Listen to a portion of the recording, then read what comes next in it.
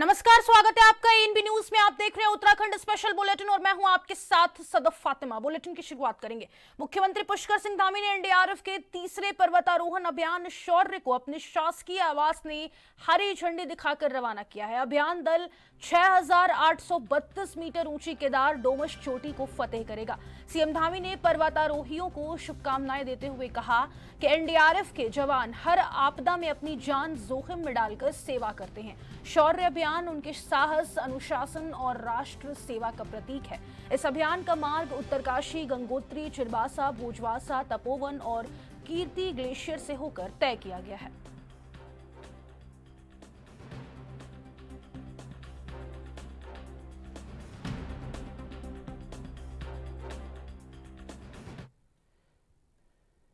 उत्तराखंड के मुख्यमंत्री पुष्कर सिंह धामी ने कहा कि आज यहां से श्री हेमकुंड साहिब का पहला जत्था रवाना हुआ है और 25 तारीख को श्री हेमकुंड साहिब के द्वार खुलेंगे।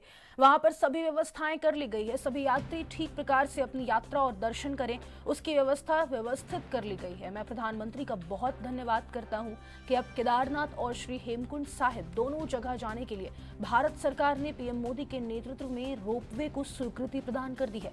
यह कठिन यात्रा आने वाले समय में बहुत आसान हो जाएगी। हम देश दुनिया से आने वाले सभी यात्रियों का स्वागत करते हैं।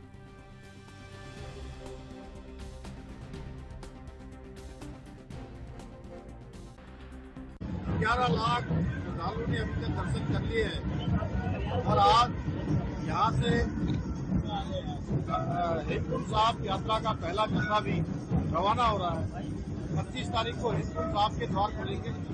सभी व्यवस्थाएं वहाँ पर पूरी व्यवस्थित तरीके से की गई है। सभी यात्री ठीक प्रकार से अपनी यात्रा करें, ठीक प्रकार से दर्शन करें। उसकी सारी व्यवस्थाएं ठीक प्रकार से वहाँ पर व्यवस्थित की गई है, बनाई गई है। मैं आदरणीय प्रधानमंत्री जी का बहुत धन्यवाद करता हूँ कि आप हेमकुंड साहिब, केदारनाथ दोनों जगह जाने के लिए भारत सरकार ने प्रधानमंत्री जी के नेतृत्व में रोपवे का स्वीकृति प्रदान कर दी है और इस रोपवे के बनने के बाद जो यात्रा हेमकुंड साहिब और केदारनाथ की कठिन यात्रा होती है, वो कठिन यात्रा आने वाले समय में बहुत आसान यात्रा हो जाएगी। बुजुर्गों के लिए भी, शारीरिक रूप से अक्षम लोगों के लिए भी, जो शारीरिक रूप से पूरी तरह से मजबूत नहीं है, उनके लिए भी ये यात्रा आसान होगी। पूरी तरह से उत्तराखंड की सरकार हेमकुंड साहिब यात्रा के लिए, चार धाम यात्रा के लिए पूरी तरह से तैयार भी है। सभी व्यवस्थाएं की जा रही हैं। 30 रजिस्ट्रेशन। मुख्यमंत्री पुष्कर सिंह धामी ने बुधवार को मसूरी रोड स्थित एक होटल में एक देश एक चुनाव विषय पर संयुक्त संसदीय समिति के साथ संवाद कार्यक्रम में प्रतिभाग किया। इस अवसर पर उन्होंने संयुक्त संसदीय समिति के अध्यक्ष पीपी चौधरी और समिति के सभी सदस्यगणों का स्वागत और अभिनंदन किया। मुख्यमंत्री ने कहा कि एक देश एक चुनाव हमारे लोकतंत्र को और अधिक सशक्त, प्रभावी और समावेशी बनाने की दिशा में एक महत्वपूर्ण पहल है। दोनों चुनाव एक साथ कराए जाएं तो राज्य और केंद्र सरकार पर व्यय भार समान रूप से आधा आधा हो जाएगा।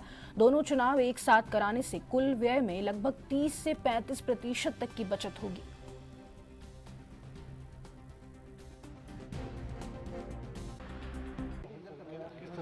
नहीं, देखिए, हम आदरणीय प्रधानमंत्री जी का मैं बहुत धन्यवाद करता हूं और पूरी कमेटी का, चौधरी साहब का और जितने भी हमारे मेंबर जेपीसी के यहाँ पहुँचे हैं, मैं सभी का धन्यवाद, आभार व्यक्त करता हूँ कि बहुत ही महत्वपूर्ण देश के इतिहास में स्वर्ण अक्षरों से लिखे जाने वाला जो निर्णय है, ये निर्णय हुआ है। इसमें जेपीसी बनी है, लोकसभा में बिल पेश हुआ है और पूरे देश के अंदर इसकी चर्चा चल रही है। कल से कमेटी यहाँ आई हुई है और कमेटी के सामने हमने राज्य में किस प्रकार से चुनाव में हमें चुनौतियों का सामना करना पड़ता है, कौन कौन से जो जून, जुलाई, अगस्त, सितंबर 4 माह हमारे लिए वर्षा काल वाले, आपदा काल वाले, ऐसे माह का भी हमने जो है अपने राज्य की जो समस्या है उनको बताई है। और एक देश एक चुनाव होने से निश्चित रूप से बहुत बड़ा लाभ देश को भी होने वाला है और लोकतंत्र का जो एक उत्सव होता है, वो उत्सव सही प्रकार से जनता 5 सालों में एक बार मना पाएगी। और 1967 तक ये लगातार इस प्रकार से एक साथ चुनाव होते रहे हैं और अभी भी उड़ीसा में इस वर्ष भी और इससे पहले वर्ष 2019 में भी एक साथ चुनाव हुए, बहुत ऐतिहासिक। देखिए, वन नेशन वन इलेक्शन एक ऐसा चुनाव का रिफॉर्म है कि एक ऐतिहासिक कदम है। पार्लियामेंट के द्वारा वन नेशन वन इलेक्शन के लिए जेपीसी बनाई गई, जिसमें करीब 41 मेंबर हैं, और ये तय किया गया कि एक ट्रांसपेरेंसी के रूप में पारदर्शिता रखते हुए सारे राज्यों में जेपीसी जाएं और सभी स्टेक होल्डर्स को, चाहे एग्जीक्यूटिव हों, चाहे पब्लिक रिप्रेजेंटेटिव हों, और सभी स्टेक होल्डर्स को सुना जाए, और सुनने के बाद में एक पूरा का पूरा पार्लियामेंट को रिकमेंडेशन दी। पाकिस्तान की कायराना हरकत के जवाब में भारतीय सेना का पराक्रम ऑपरेशन सिंदूर के जरिए सबने देखा। अब उत्तराखंड की धामी सरकार ने बड़ा फैसला किया। मदरसों में अब छात्र छात्राओं को ऑपरेशन सिंदूर के बारे में पढ़ाया जाएगा। उत्तराखंड मदरसा बोर्ड ने यह फैसला लिया है, जिससे बच्चे सेना के पराक्रम की कहानियों से परिचित हों। फैसले को लेकर मुख्यमंत्री पुष्कर सिंह धामी ने कहा कि सभी वर्गों से लेकर बच्चों को सेना के शौर्य के बारे में पढ़ना चाहिए, ताकि भारत की शक्ति का देश के नौजवानों को गौरव महसूस हो सके। उन्होंने कहा कि प्रधानमंत्री नरेंद्र मोदी के दूरदृष्टि और नेतृत्व के कारण भारत की तरफ आंख उठा के देखने वालों को नामो निशान मिटा दिया जाएगा।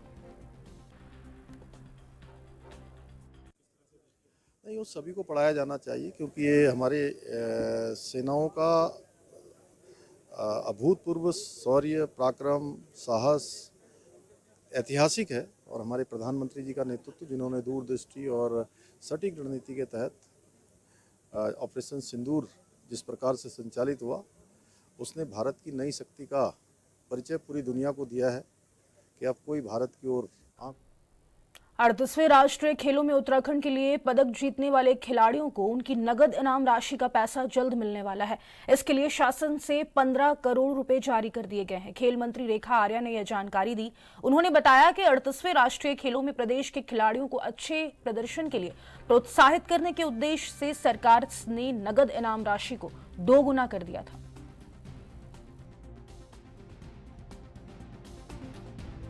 राष्ट्रीय खेलों में जो जीतने वाले खिलाड़ी थे उनके लिए धनराशि जारी हो गई है, क्या कहना है आपका?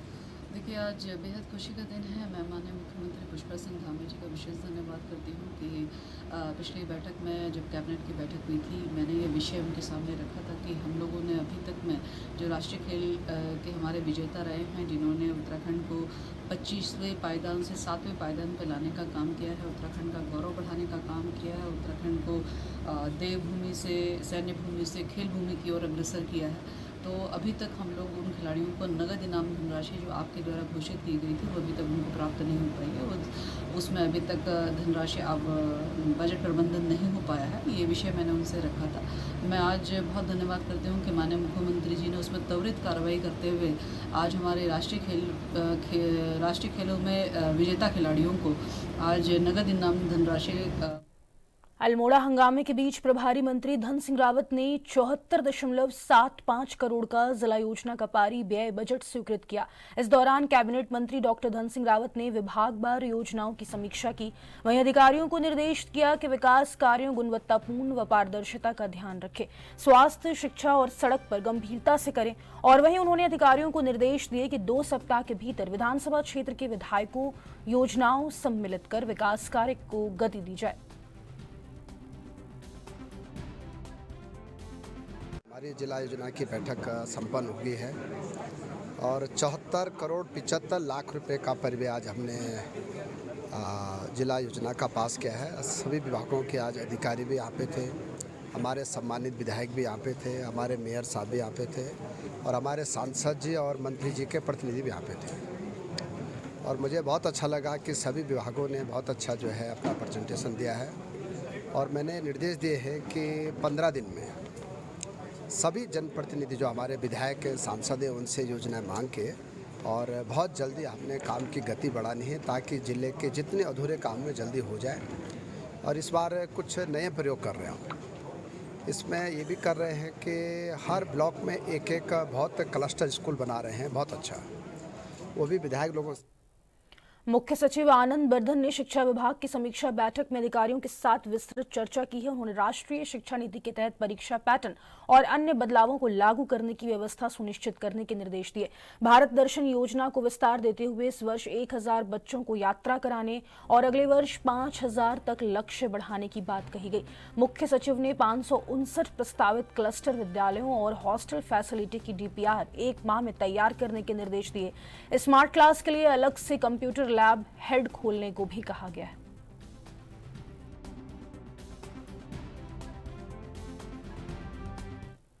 विधानसभा अध्यक्ष रितु भूषण खंडूरी ने अपने विधायक निधि से वित्त पोषित फर्नीचर कलाल घाटी बालिका इंटर कॉलेज और लाल पानी बालिका इंटर कॉलेज में वितरित किए। कलाल घाटी बालिका इंटर कॉलेज में बालिकाओं को संबोधित करते हुए इस अवसर पर कहा कि विद्यार्थियों को पढ़ाई के लिए आरामदायक माहौल मिल सके, इसके लिए वह निरंतर प्रयास कर रही हैं। साथ ही उन्होंने बच्चों के उज्जवल भविष्य की कामना की। विधानसभा अध्यक्ष रितु भूषण खंडूरी ने कहा कि सरकार शिक्षा के क्षेत्र में लगातार काम कर रही है। प्रधानमंत्री नरेंद्र मोदी ने जहां नई शिक्षा नीति लागू की है, वहीं महिला सशक्तिकरण के लिए भी प्रयास जारी है।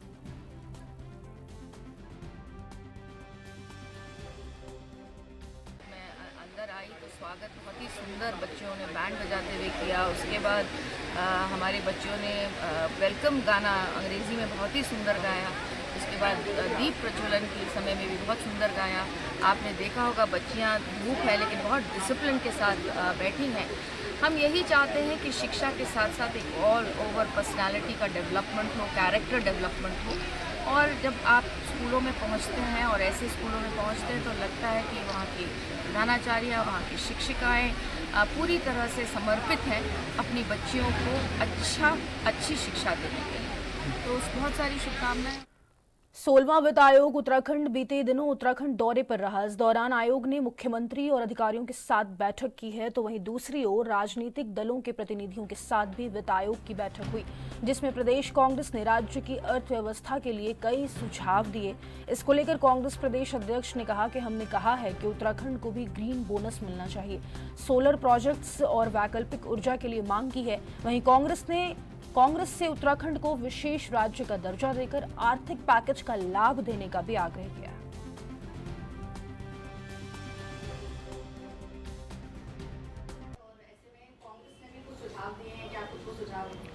देखिए, बहुत सारे सुझाव दिए हैं। हमने अपने बोनस की बात की है। ग्रीन बोनस का मामला जो हमारे सांसद प्रदीप टम्टा ने लोकसभा में उठाया था, उस विषय को भी हमने रखा। हमने कहा कि 7 सिस्टर्स की तर्ज पर उत्तराखंड को भी ग्रीन बोनस मिलना चाहिए, क्योंकि हमने विकास की बदौलत, विकास की कीमत पे जो है अपने जंगलों को बचाते हैं। हमारे यहाँ अच्छी रोडें नहीं बन पाती, हमारे यहाँ अस्पताल नहीं बन पाते, बहुत सारी दिक्कतें हमारे यहाँ का नागरिक झेलता है।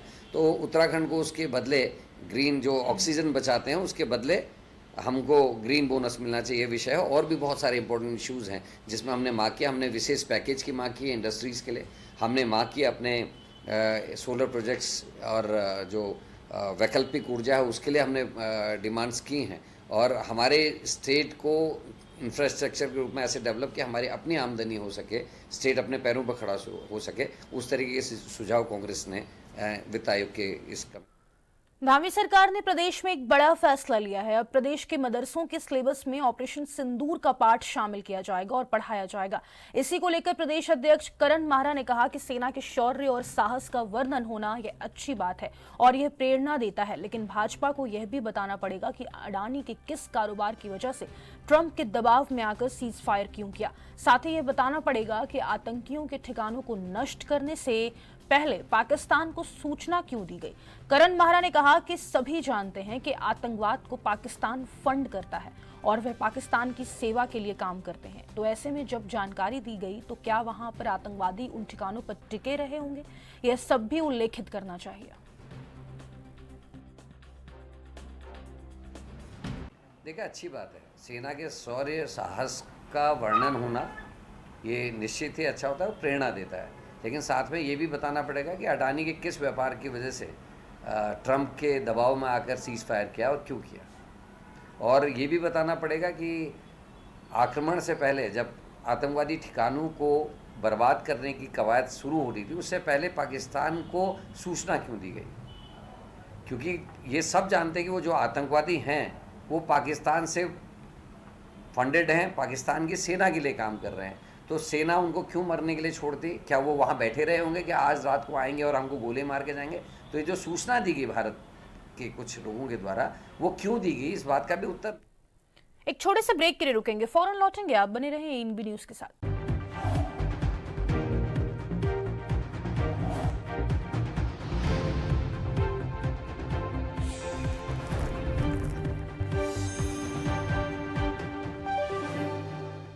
ब्रेक के बाद एक बार फिर से आप सभी का स्वागत है। आगे बढ़ेंगे। उत्तराखंड बीजेपी में नए प्रदेश अध्यक्ष की नियुक्ति को लेकर लंबे समय से अटकलें बरकरार है।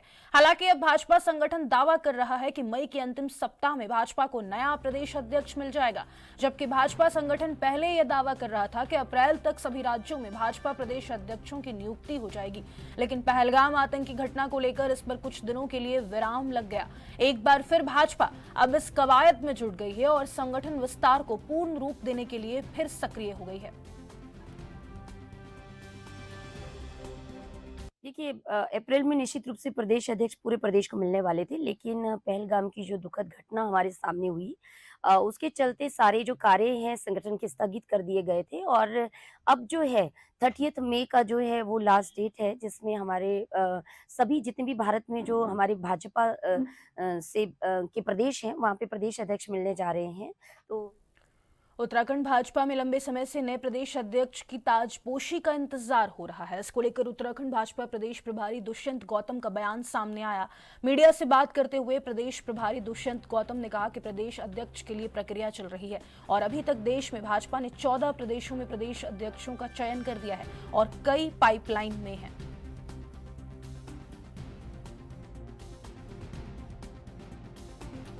सब कार्य रूटीन के अंदर है। 14 राज्यों के हम प्रदेश अध्यक्ष घोषित कर चुके हैं, कुछों का पाइपलाइन में चल रहा है, जल्दी ही, क्योंकि आपको जो एक आतंकवादी घटना घटी थी पहलगाम में, उसका जवाब देना, उस पर ध्यान करना बहुत ज़रूरी था। तो इस दौरान हम संगठन का काम करते तो आप ही लोग जवाब करते। इधर तो आतंकवादी हम पे घटना कर रहे हैं और आप चुनावों में लगे। पौड़ी नगर की जल की समस्या को दूर करने के लिए अब पौड़ी में नानघाट के बाद एक और पंपिंग योजना के माध्यम से जल की आपूर्ति करने की तैयारी की जा रही है। कैबिनेट मंत्री डॉक्टर धन सिंह रावत ने अपने जनपद पौड़ी भ्रमण के दौरान कहा कि नानघाट पंपिंग योजना से पौड़ी में जल आपूर्ति पूरी तरह से पर्याप्त नहीं हो पा रही है। उन्होंने कहा कि पौड़ी में पर्यटन गतिविधियों व अन्य गतिविधियों को देखते हुए यहाँ पर पानी की और अधिक आवश्यकता है। उन्होंने कहा कि उनके द्वारा अधिकारी को निर्देशित कर दिया गया है कि वे जल्द ही इस संबंध में डीपीआर तैयार करके उनके समक्ष प्रस्तुत करें।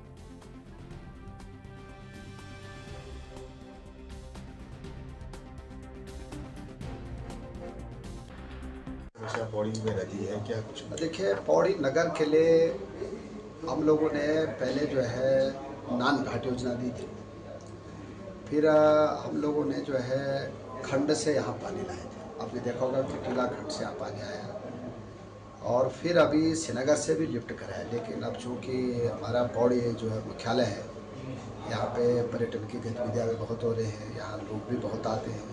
अब आज ही मैंने निर्देश दिया है जल निगम के अधिशासी अभियंता को कि श्रीनगर से एक दूसरी नई लिफ्टिंग योजना की यहाँ पे जो है डीपीआर तैयार की जाएगी। और मैं कह सकता हूँ कि पौड़ी में राजधानी देहरादून से एचआईवी संक्रमण के चौंकाने वाले मामले सामने आने के बाद राज्यसभा सांसद नरेश बंसल ने कहा कि मामला जनहित से जुड़ा है और जिस तरह से राजधानी में एचआईवी के मामले बढ़े हैं, ये चिंताजनक है और इसके लिए जनता में जागरूकता के अभियान चलाए जाने जरूरी है और नशे की बढ़ती प्रवृत्ति के चलते भी ये मामले बढ़ रहे हैं। बंसल ने कहा कि वो इस विषय को सदन में उठाएंगे। आपको बता दें कि राज्य की राजधानी देहरादून के जिला अस्पताल कोरोनेशन में 1622 मामले एचआईवी के रजिस्टर्ड हुए हैं और अस्पताल में उनका इलाज जारी है।